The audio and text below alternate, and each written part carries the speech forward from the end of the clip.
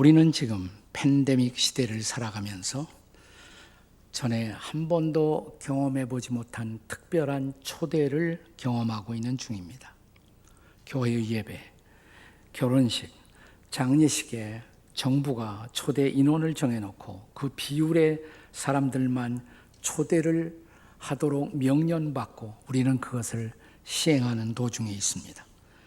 그런데 성경은 역사의 종말에 완성될 하나님의 나라 잔치에도 그런 초대가 있을 것이라고 말씀하고 있습니다. 그 잔치는 지상에서 우리가 경험한 어떤 초대와도 구별되는 아주 특별한 잔치여서 이 잔치를 가르쳐 예수님은 큰 잔치라고 명명하고 계십니다. 본문의 16절의 말씀을 보십시오. 같이 읽겠습니다. 시작. 이르시되 어떤 사람이 큰 잔치를 베풀고 많은 사람을 청하였더니, 그 잔치를 가리켜 오늘 본문에서 예수님은 내 집 잔치, 내 잔치라고도 말씀하십니다. 하나님과 하나님의 아들이신 예수님이 준비하신 이 큰 잔치를 가리켜 우리는 흔히 천국 잔치라고도 말합니다. 지상교회가 존재하는 이유는 바로 이 커다란 잔치, 바로 천국 잔치의 초대의 주체가 된다는 것입니다. 바로 사람들을 이 큰 잔치로, 천국 잔치로 초대하기 위해서 교회는 존재한다는 것입니다. 그래서 그분은 오늘도 우리를 향해서 내 집을 채우라고, 그리고 사람들로 하여금 이 잔치를 맛보게 하라고 말씀하십니다. 해마다 가을 추수의 계절이 오면 우리 교회에서는 전통적으로 블레싱 축제를 준비하고 있습니다. 전도 축제죠. 우리 이웃들을 복음을 들을 수 있는 자리에 초대해서 그들에게 한 번도 복음을 들은 일이 없었던 사람들, 하나님의 나라와 상관없이 살아왔던 사람들을 그 나라 잔치로 초대하는 일을 준비하고 있는 것입니다. 이제 한 달 남지 않았습니다. 어쩌면 이 잔치는 우리의 이웃들이 경험할 그들의 인생의 최고의 잔치, 그리고 최대의 잔치가 될 수도 있습니다. 이 잔치에 와서 우리의 사랑하는 이웃들이 마음을 열고 응답한다면 그들은 이 잔치에 와서 생명의 떡, 영생의 떡을 맛보게 될 것입니다. 오늘 본문 시작되는 15절에서 예수님은 이렇게 말씀하십니다. 같이 읽겠습니다. 다 같이 시작. 함께 먹는 사람 중에 하나가 이 말을 듣고 이르되 무릇 하나님의 나라에서 떡을 먹는 자는 복되도다 그랬습니다. 우리가 요한복음 6장에 보면 유명한 오병이어의 기적을 예수께서 행하십니다. 수많은 배고픈 사람들의 굶주림을 채워주십니다. 이 기적을 베푸신 후에 그런데 예수님은 이렇게 말씀하십니다. 내가 너희들에게 육신의 양식을 기적으로 베풀었지만 이런 육신의 양식은 먹어도 다시 배고파지는 썩을 양식이라고 말씀하십니다. 내가 그대들에게 주고 싶은 더 중요한 양식이 있는데 그것은 영생하도록 있는 양식이라고 말씀하십니다. 요한복음 6장 27절의 말씀입니다. 같이 읽겠습니다. 다 같이 시작. 썩을 양식을 위하여 일하지 말고 영생하도록 있는 양식을 위하여 하라. 이 양식은 인자가 너에게 주리니 인자는 아버지 하나님께서 인치신 자니라. 인자는 사람의 아들이란 뜻이죠. 사람, 아들, 사람의 아들. 그분은 하나님의 아들이신데 인자, 사람의 아들이 되어 이 땅에 오신 이유, 바로 영생의 양식을, 영생의 떡을 공급하기 위해서라고 말씀하십니다. 그러자 이 말을 들은 사람들이 요한복음 6장 34절에서 일제히 이렇게 응답합니다. 다 읽습니다. 시작. 주여 이 떡을 항상 우리에게 주소서. 그러면 그 떡을 항상 우리에게 주십시오. 자, 바로 이 대목에서 예수님이 주신 유명한 말씀이 요한복음 6장 35절의 말씀이십니다. 같이 읽습니다. 시작. 예수께서 이르시되 나는 생명의 떡이니 내게 오는 자는 결코 줄이지 아니할 터이요 나를 믿는 자는 영원히 목마르지 아니하리라. 아멘. 이런 배고프지 않을 떡, 목마르지 않을 영원한 생수, 이것이 준비된 하나님 나라의 잔치, 이 잔치회로의 초대는 어떤 성격을 갖고 있을까요? 자, 본문에 주께서 친히 준비하신 천국 잔치회로의 초대, 그것은 도대체 어떤 초대일까요? 우선 첫째로 그것은 준비된 초대입니다. 다 같이 준비된 초대. 본문 17절에서 이 잔치에 초대된 사람들을 향한 초청의 메시지가 무엇이었습니까? 읽습니다. 잔치할 시각에 그 청하였던 자들에게 종을 보내어 이르되 오소서 모든 것이 준비되었나이다. 자, 초대장의 메시지가 뭐예요? 오소서 모든 것이 준비되었나이다. 우리는 인생을 살면서 많은 것을 필요로 합니다. 그런데 이 천국 잔치에는 우리가 참으로 진정으로 필요로 하는 모든 것이 그 잔치에 준비되어 있다는 것입니다. 사람들이 준비하는 잔치에는 물론 언제나 부족한 것이 있어요. 어수룩한 것이 있습니다. 왜냐하면 우리 모두가 불완전한 존재들이기 때문입니다. 제가 결혼 초기에 저희 부부가 소중하게 생각했던 분을 저희 집에 초대했던 일이 생각이 납니다. 그 당시만 해도 커피가 아주 귀한 시절이었습니다. 그리고 커피에 무엇을 탈까요? 그 당시에는 그런 질문은 없었어요. 그냥 손님 오면 무조건 설탕 타서 내주는 것이 그 당시의 습관이었습니다. 근데 저희 집에 오신 그 손님이 커피 맛을 딱 보더니 갑자기 인상이 찌푸러지더라고요. 순간적으로 뭔가 잘못되었다는 감이 들어왔습니다. 그래서 제가 맛을 봤어요. 그랬더니 상상할 수 없는 맛이었어요. 그래서 옆에 있던 제 아내에게 여보 커피 맛 좀 봐, 이상해. 제 아내가 와서 커피 맛을 봤어요. 보더니 하는 소리가 엄마 미원 탔네. 커피에다 한번 미원을 타보십시오. 상상할 수 없는 맛이 나올 것입니다. 사람이라 우리는 이런 준비상의 실수를 할 수도 있습니다. 그러나 하나님의 준비에는 그런 실수가 없겠지요. 자, 도대체 하나님 나라 식탁에는 무엇이 준비되어 있을까요? 로마서 14장 17절의 말씀을 기억하십니까? 로마서 14장 17절에요. 다 같이 하나님 나라는 먹는 것과 마시는 것이 아니요 오직 성령 안에 있는 의와 평강과 희락이라. 네, 육신적으로 먹고 마시는 것, 뭐 그런 것도 있을 거예요, 천국에. 그러나 천국에 가장 중요한 것은 그런 것들이 아니라는 것입니다. 뭐가 준비되어 있다고요? 성령 안에서 의, 평강, 희락. 자, 하나님 나라 식탁에는 정의가 있습니다. 우리는 정의에 목말라하며 살아갑니다. 그런데 그 나라에만 완벽한 정의가 있다는 것입니다. 우리는 평화에 목말라하며 살아갑니다. 그런데 그 나라 잔치의 식탁에는 우리가 갈망하는 완벽한 평화가 있다는 것입니다. 그리고 그분의 식탁에는 우리가 목말라하는 온전한 기쁨이, 희락이 있다는 것입니다. 거기에는 우리가 목말라하는 사랑이 있습니다. 우리가 목말라하는 용서가 있습니다. 우리가 목말라하는 삶의 모든 의미가 있습니다. 이 모든 것이 하나님 나라 잔치에 준비되어 있다는 것입니다.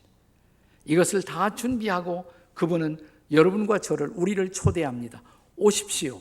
모든 것이 준비되었습니다.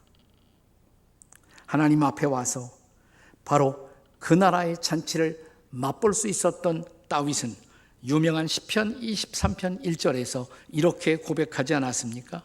여호와는 나의 목자시니 내게는 부족함이 없습니다.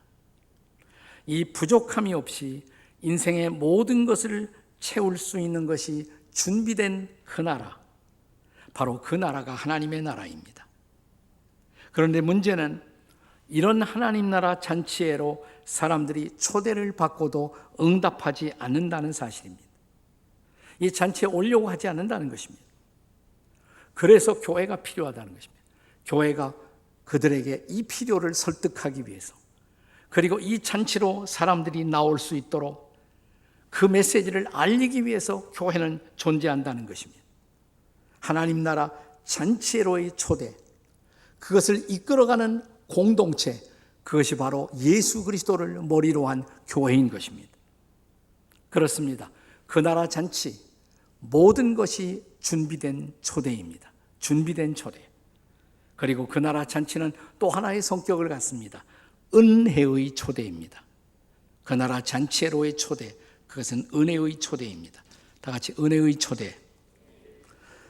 우리가 만약 저와 여러분이 잔치를 준비하고 기획하는 호스트가 되어서 우리의 잔치에 찾아올 사람들을 마음대로 게스트를 작성한다면, 그리고 선택하여 초대한다면 어떤 사람들을 초대하시겠습니까?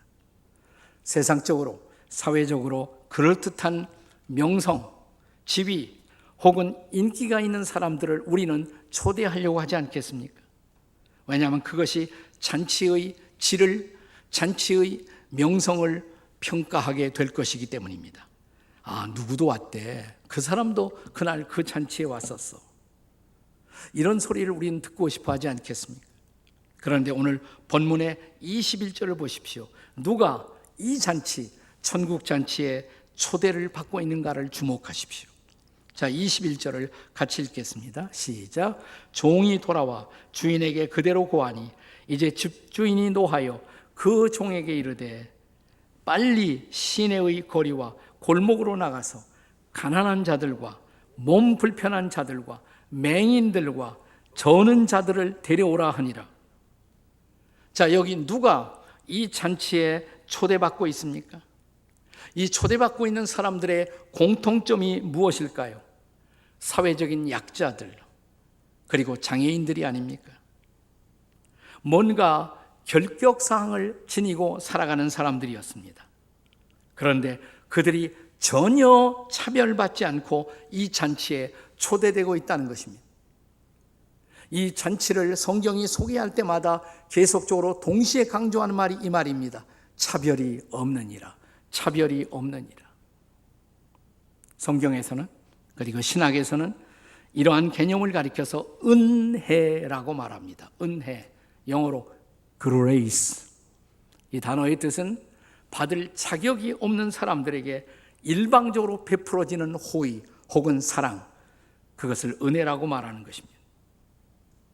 자, 저와 여러분이 우리가 그리스도인이 되고 예수 믿고 나서 하나님께 받은 가장 위대한 선물, 가장 큰 선물은 무엇일까요?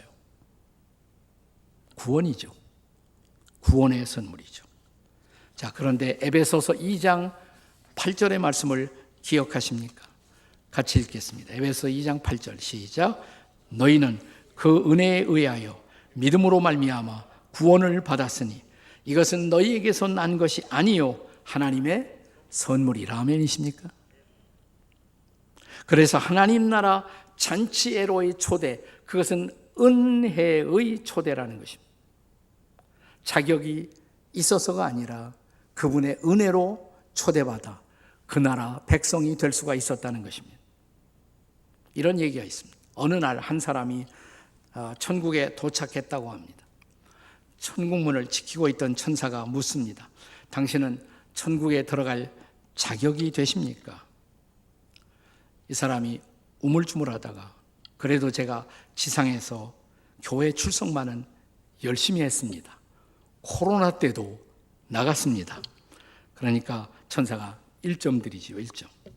그가 또 말하기를 저는 교회만 나갔을 뿐 아니라 교회에서 필요한 봉사활동도 열심히 했고요. 1점 더 드리죠. 가만히 생각하다 그가 저는요 교회 바깥에 가난한 이웃들을 돌보는 구제 행사를 할 때에도 저는 열심히 참여했고요. 그러면 가산점 1점 더 드리죠. 한참 생각하다가 저는요 우리 셀 또 우리 목장을 통해서 선교사님들을 돕는 선교사역도 열심히 했고요. 1점 더 드리죠. 근데 기껏 해봐야 지금까지 4점밖에 되지 않았어요. 도대체 천국은 몇 점이나 받아야 들어갈 수 있나요? 천사는 빙그레 웃더니 천국에 들어오는 모든 사람들에게 우리는 100점을 요구합니다. 100점. 한숨을 쉬면서 그러면 나 같은 사람은 불가능하겠네요. 하나님의 은혜가 없이는 못 가겠네요. 근데 그의 입에서 하나님의 은혜란 단어가 떨어지자마자 플러스 96점, 100점입니다. 그러시더라고요. 그렇습니다. 천국은 은혜로만 갈 수가 있다는 것입니다. 전적인 은혜로만 그분의 백성이 될 수가 있고 그분 나라의 사람이 될 수가 있다는 것입니다. 그러므로 그 나라에로의 초대는 전적인 은혜의 초대, 오직 은혜, 솔라 그라티아, 오직 은혜로 우리는 초대받았다는 사실을 기억하시기를 주의 이름으로 축복합니다. 은혜의 초대예요. 자, 그 나라에로의 초대는 세 번째로 지속적 초대라는 것을 또한 기억하십시오. 따라서 하십시다. 지속적 초대. 오늘 본문에 그리고 있는 이 잔치 초대를 보면 이 초대는 일회성 초대가 아닙니다. 우선 16절의 말씀을 보십시오. 어떤 사람이 큰 잔치를 베풀고 많은 사람을 청하였더니, 한번 청했죠? 최초의 초대가 있습니다. 17절 그 다음 절에 보시면 잔치할 시각에 그 청하였던 사람들에게 종을 보내어 오소서. 잔치 시간 다 돼서 또 리마인드 시키는 두 번째 초대가 있었어요. 자, 그런데 여러 사람들이 사양함으로 잔치 좌석을 채우지 못하자 21절에 집주인이 다시 종을 보내어 시내의 거리와 골목으로 가서 사람들을 데려오라고 초청합니다. 또 한 번 초청이 있었죠. 그래도 자리가 비자 23절에 보면 길과 산 울타리가로 나가서 사람을 감고 나라고 또다시 초대합니다. 이것은 일회성 초대가 아니라 지속적인 초대라는 것입니다. 그럼에도 불구하고 사람들은 지속적으로 사양하고 있습니다. 그들은 마치 그들이 잔치에 오지 못할 변명을 만들어내는 제조기처럼 수많은 구실을, 익스큐즈를 말하고 있습니다. 본문의 18절 이하 20절의 변명들을 보십시오. 한 사람은 밭을 새로 사서 밭의 상태를 돌아봐야겠다고. 내일 보면 안 돼요? 하필 그 시간에 주일날 아침에 가서 밭을 돌봐야만 하겠습니까? 또 한 사람은 소 5겨리를 사서 소가 제대로 일을 하나 시험해 봐야 한다고. 근데 그게 하필이면 주일 아침입니까? 소를 산다고 그러면 지금 이 시대 사람들은 실감이 안 나니까 소가 아니라 소나타를 샀습니다. 소나타를. 시운전을 해야 돼요. 제대로 작동하나. 근데 꼭 주일 아침에 하셔야 돼요. 이따가 하시면 안 돼요. 자, 저 유명한 전도자인 빌리 그레이엄에게 누군가가 이런 질문을 했다고 합니다.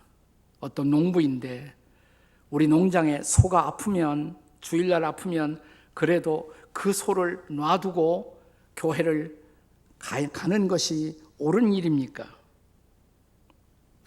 빌리 그레이엄 목사님 이런 답을 했다고 그래요. 예, 물론 소가 너무 아프고 위급하다면 한 번쯤 예배를 보류하는 일, 저는 하나님도 이해하실 거라고 생각을 합니다. 그러나 주일마다 대개 소가 아프시다면 그 소를 처분하십시오.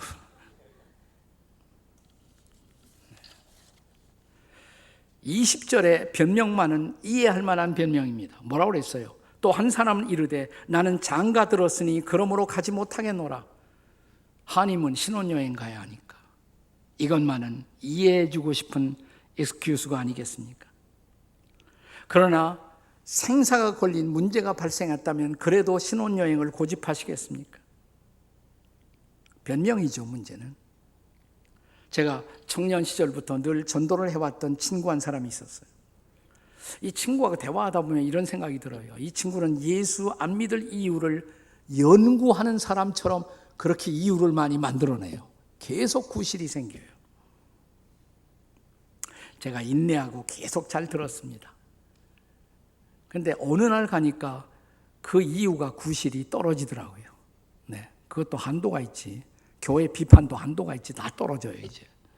그래서 야, 이제는 다음 주일 나하고 같이 교회에 가자 그랬더니 갑자기 야, 내가 너한테 말하지 않은 병이 하나 있다고. 뭐니 그러니까 나는 사람 많은 곳에만 가면 막 머리가 아프고 견딜 수가 없다고.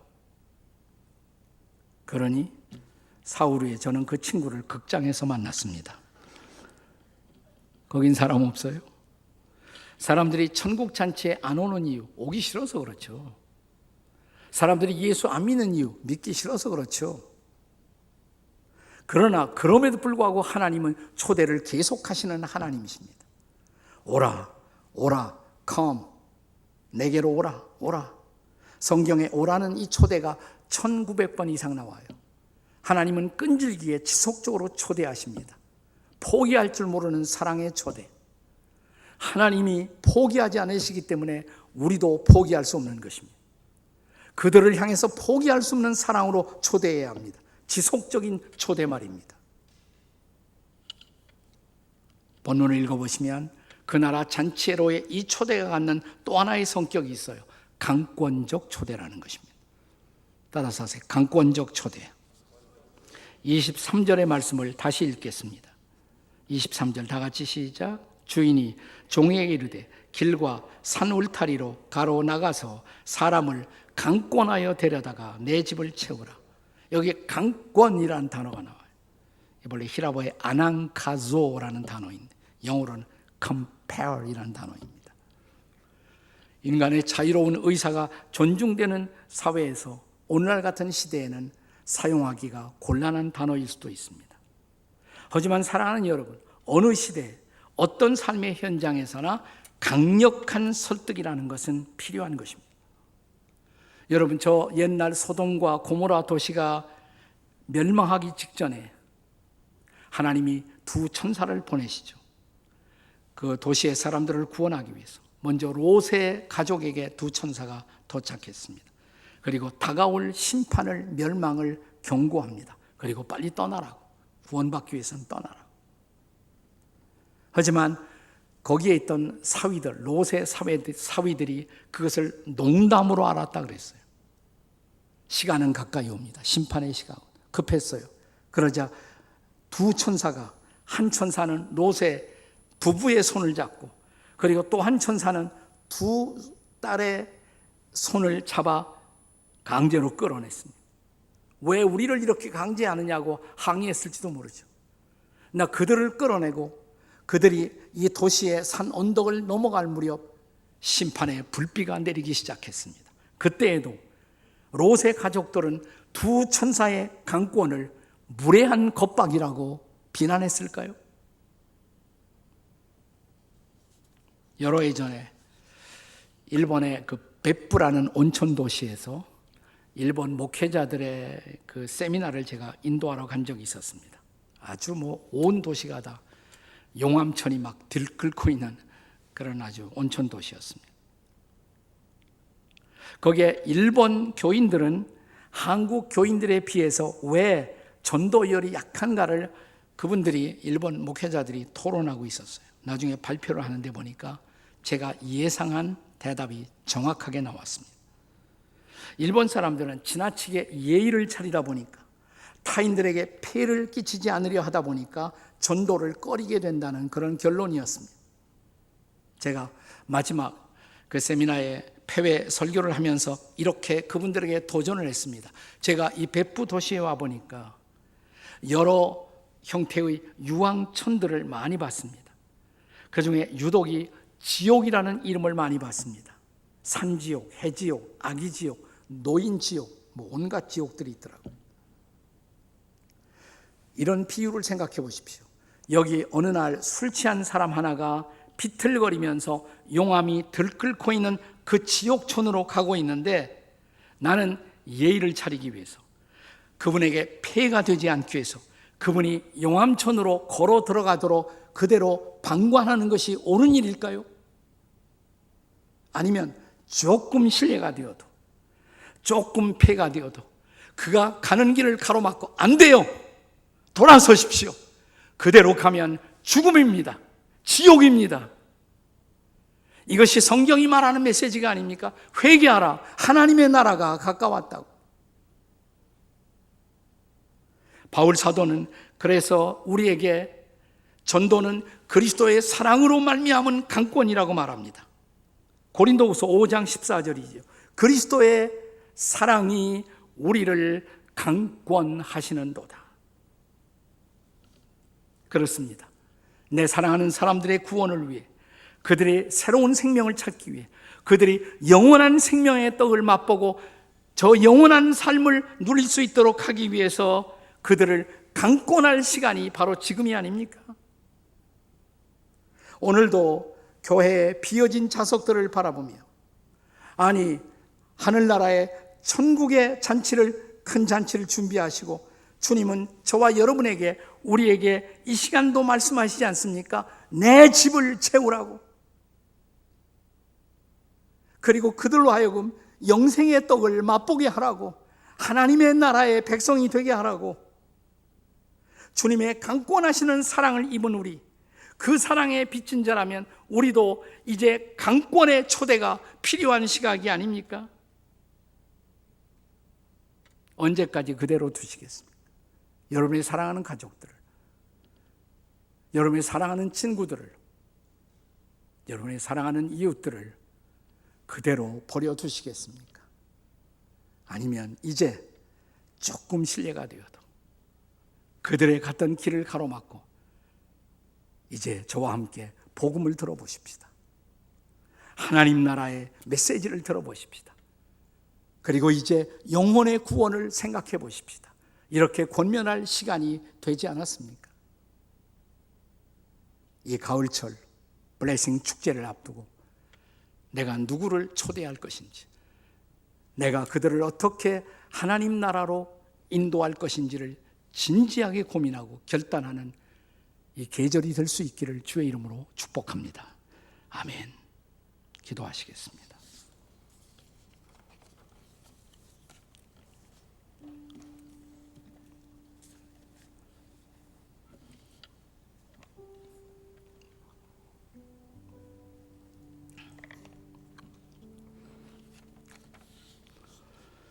그냥 1년에 한 번 있는 행사라고 생각하지 마시고 기회입니다. 내 사랑하는 사람들을 인도할 수 있는 기회, 구원의 자리로 초청할 수 있는 기회, 은혜 받게 할 수 있는 기회. 보라, 지금이 은혜 받을 만한 때요, 보라, 지금이 구원의 날이로다.